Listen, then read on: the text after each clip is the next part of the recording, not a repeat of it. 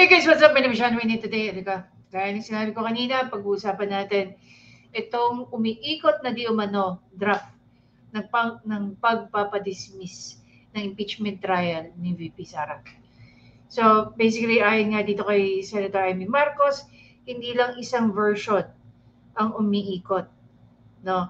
One of the many drafts ayon nga kay Senator Amy. Pag-usapan natin.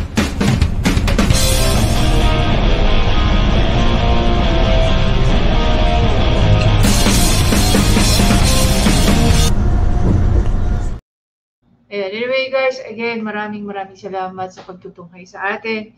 Napakahirap po mag-upload, hindi ko alam kung ano na yun. Para ako naka-dial up tuwing mag-upload ako. Check, alas 12 na nga eh. June 5 na po ngayon. So, pag-usapan natin itong lumalabas ng mga draft na di umano. Honestly, tayo, hindi natin na-expect na kaya nilang gawin ito. Okay? And pasaya ng pasaya nangyayari sa impeachment trial. Kanina nga nag-upload lang ako na nagbabangayan na, no? Ang House of Representatives at saka si Senator Chis Escudero dahil sa pagpe-pressure kay Senator Chis Escudero ng paggalaw, okay, ng impeachment trial ni VP Sara. Gaya nga ng lagi natin sinasabi, napakasimple lang. VP Sara is very much ready for this impeachment trial. Hindi niya po ito tinatakbuhan. Wala po siyang hinihinging pabor kahit kanino. Although may mga nagsabi ng mga netizen, again, okay? So, pinapakinggan po natin, no? Every time that we do reaction, binabasa po natin ng mga commentary ng mga netizens natin na nagpo-post, no, ng comments nila sa mga comment sections. And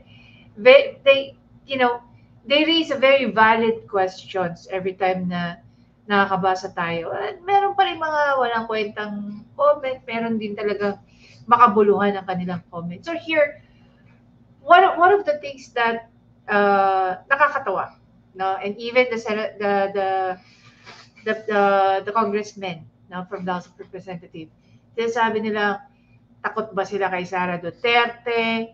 Bakit daw kung hindi takot si Sara Duterte sa impeachment trial, bakit sila nagpunta sa Supreme Court, no? Para questionin ang impeachment ni VP Sara. Okay?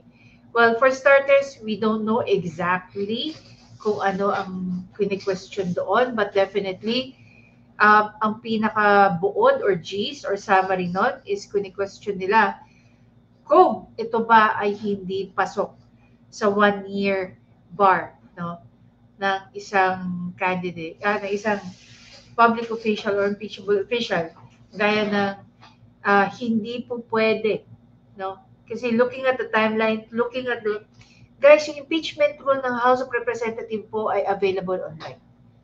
So you can go over it, you can read it, what are the processes. Even sa Senate po nandun. Definitely pinag-aralan niya ng mga abogado ni VP Sara. Nakita niyo naman kung gaano katitindi ng mga defense lawyer ni VP Sara. And even if, isa sa magpa-factor in dyan, okay, yung numbers ng boboto to convict or acquit VP Sara. And gaya nga na sinasabi ng maraming tao, hindi enough yung numbers to convict VP Sara. Ngayon, bakit natin sinasabing hindi ito win-win situation para sa administrasyon ni Bongbong Marcos? Una sa lahat, isa sa mga nilagay nila sa articles of impeachment is yung bribery di umano ni VP Sara dyan sa DepEd. Sinagot yun ni VP Sara nung sinabi niya, inutusan siya na may pamigay itong mga sobre ito.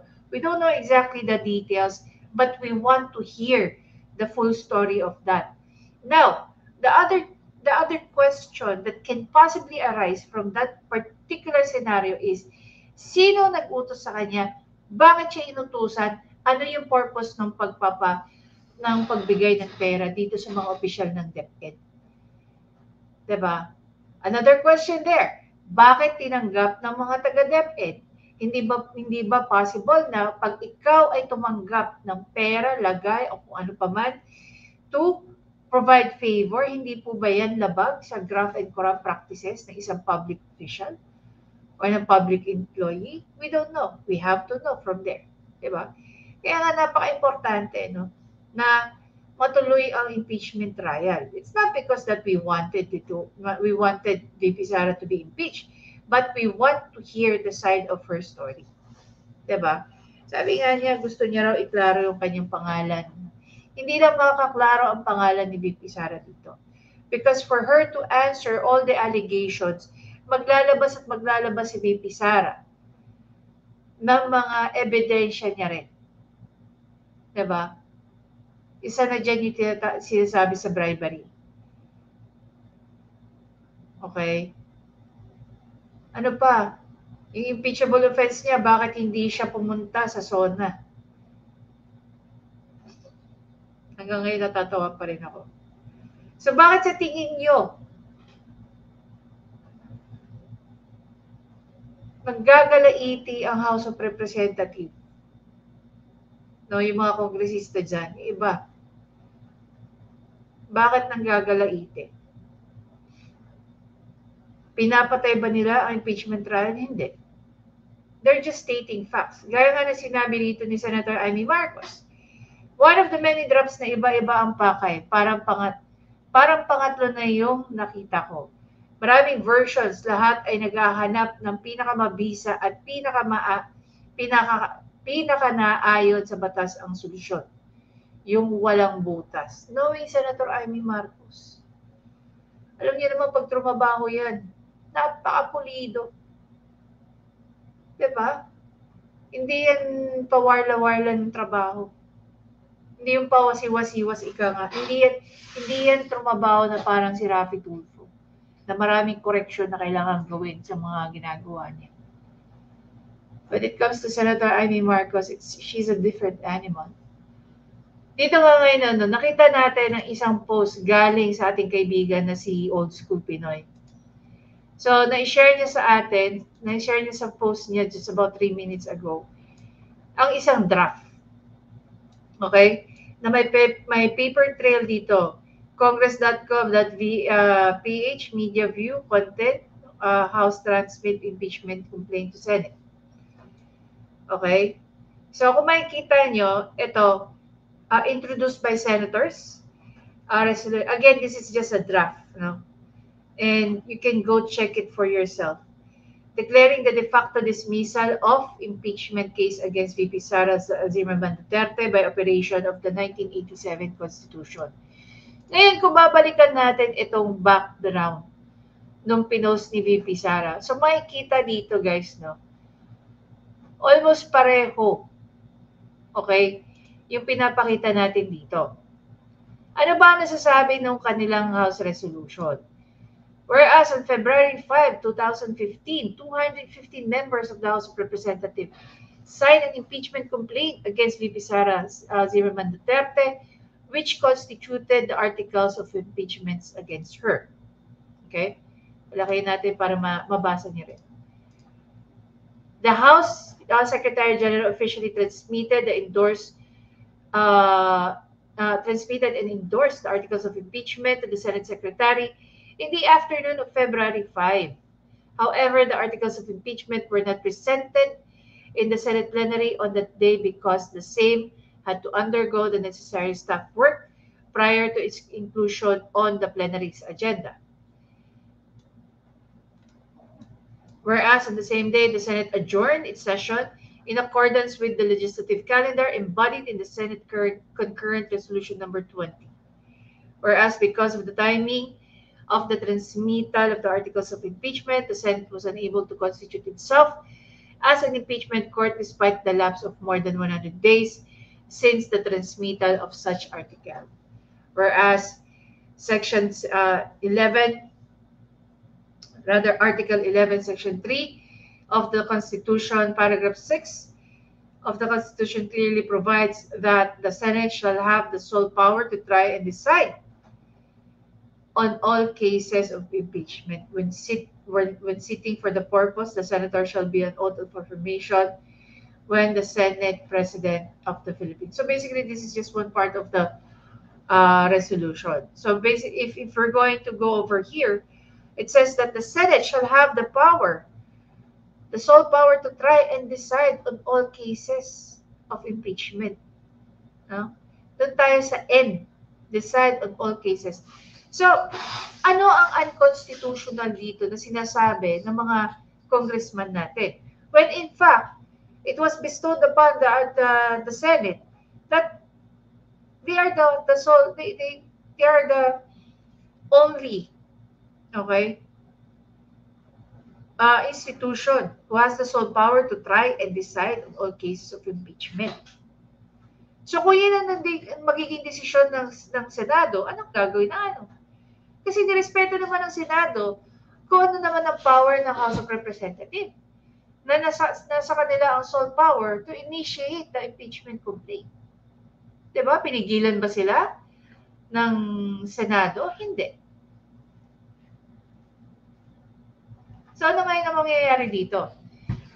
Ito ang nakikita ko dyan. I don't know if you're gonna agree with me on this one. Okay?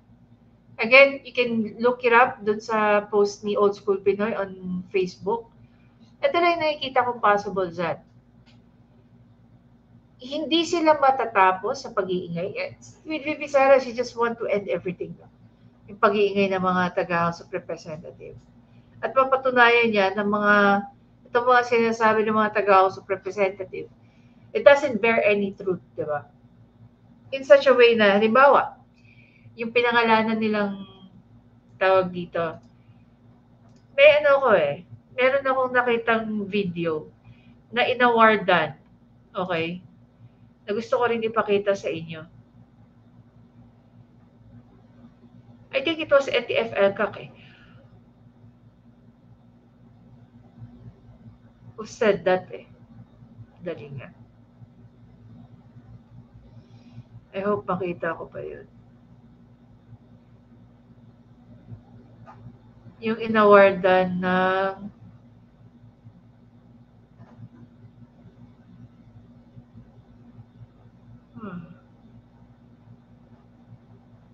parang wala. Parang wala rito.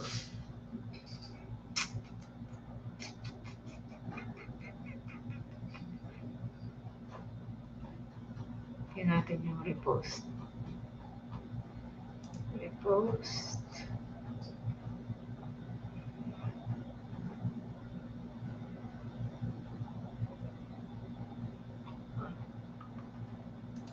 Hindi ko na makita. Anyway, so I saw this one video na inawardan yung mga informant bearing pseudonyms. Diba? How can the House of Representatives explain that? Ibig sabihin ba, NTF, I think, okay, hindi ako 100% sure if it was NTF-ELCAC, but I'm gonna try to find that video na nakita ko, na inawardan nila, inawardan or binano yung ano doon. But you can see there, doon sa envelope, yung pangalan, no, pseudonym. Yan, pseudonym. Natok na ako. Pseudonym, no? Ayun. So, we want clarifications on that too, no?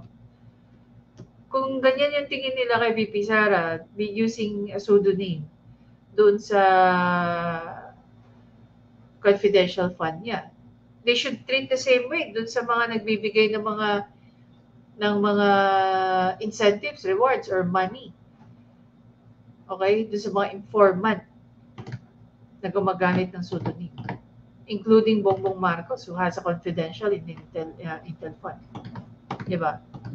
Now, the question is, who's disbursing that? Is it really Bongbong Marcos? Diba? Hands-on ba siya? Hindi nga natin alam kung saan niya ginagamit at paano niya ginagamit ang kanyang confidential Intel funds. Diba? Ngayon, kung kayo tatanungin ko, ano yung na-foresee nyo sa mangyayaring to? Kayo ba mas gusto nyo na matuloy ang impeachment trial? Ako, even as a Duterte supporter, I would want that to push through. Kasi nga, gaya ng sinasabi natin, paulit-ulit, lahat ng karamihan naman sa atin siguro, interest natin na malaman yung mga kasagutan sa paratang kay VP Sara. And even her, she wanted that. She really wanted that. Diba? Yun nga lang ang problema natin. Pag natapos na ang 19th Congress, at itry nilang i-refile yan sa 20th Congress, papasok na dyan yung provision naman no, ng section ng Article 11. Okay? Tingnan natin.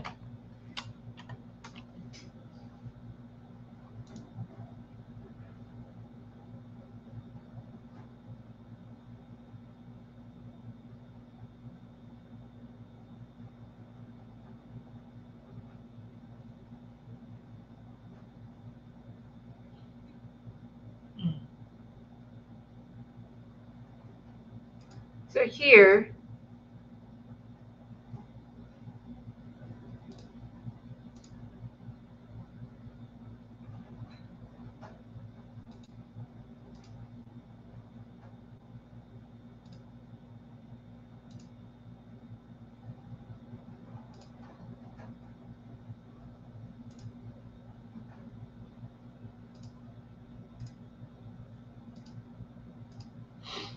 okay, so here, but ayaw mo na ito. Okay, move.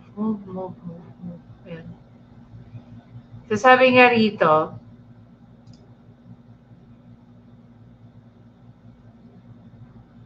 paragraph 3, section 3, section 3 ng Article 11, paragraph 5.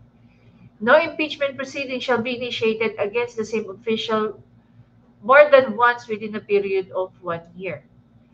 So, since pag natapos na ang 19th Congress, ano mangyayari?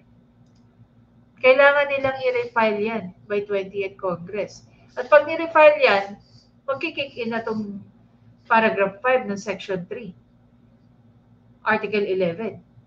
Diba? Ito yung inilapit ni VP Sara sa court.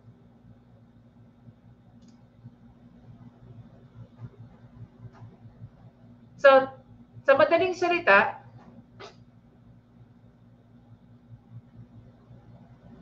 bakit papapahirapan ng House of ng Senate ang kanilang mga sarili? Kung yan lang din diyan lang din naman pupunta yan. Hindi nila mako-conclude ang impeachment trial hanggang June 30. Diba? By June 13 nga daw, sabi nga ni Senator Tito Soto, siniday.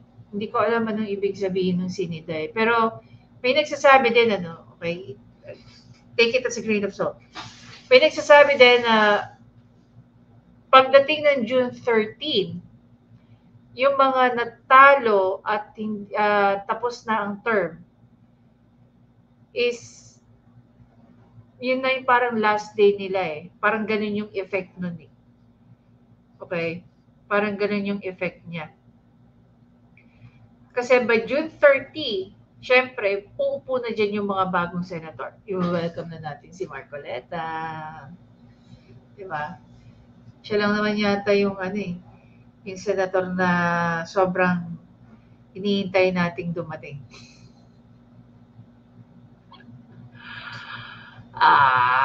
We want him there. No? Baka siya pa ngayon maging Senate President, you never know, di ba? Or si Senator Amy Marcos. Okay? Anyhow, kung kayo tatanungin, guys, no? Balikan natin tong resolution. Kayo ba? Pabor ba kayo dito sa resolution na to? Ako, I'm half-hearted tungkol dito sa resolution na to. But definitely, we just want to hear the truth. coming from VP Sara. Okay, kasi hindi yan sasagot sa hindi niya yan sasagutin eh. And kung babalikan nga rin natin yung sinasabi ng ibang mga political analysts, even si Kate Pilot, sabi niya, if VP Sara survived this, mas lalong magkakaroon ng ng pangamba ang mga kumalaban sa kanila. No? Bakit? Hindi dahil gaganti siya, dahil baka pagka nagkaroon ng cleanup drive si VP Sara sa sa gobyerno sa administration ni Bongbong Marcos, marami siyang masasagasaan. No? Baka marami siyang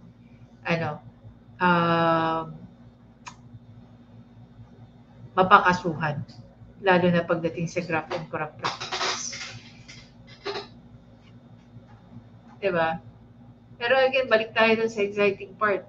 Gusto nating lahat matuloy ang impeachment trial. It's just that under the rule of law, under the rule of Senate, mukhang malabong mangyari. This is why they're putting the resolution.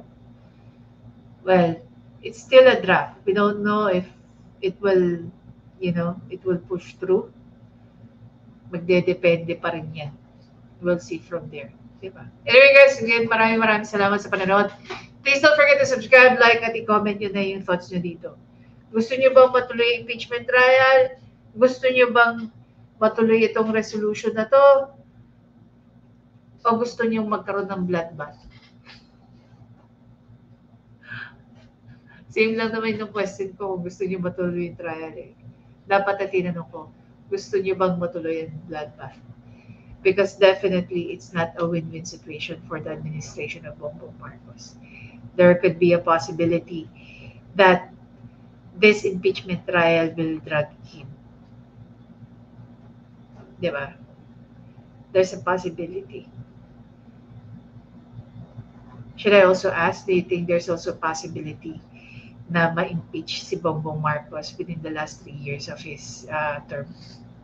We don't know. We'll see.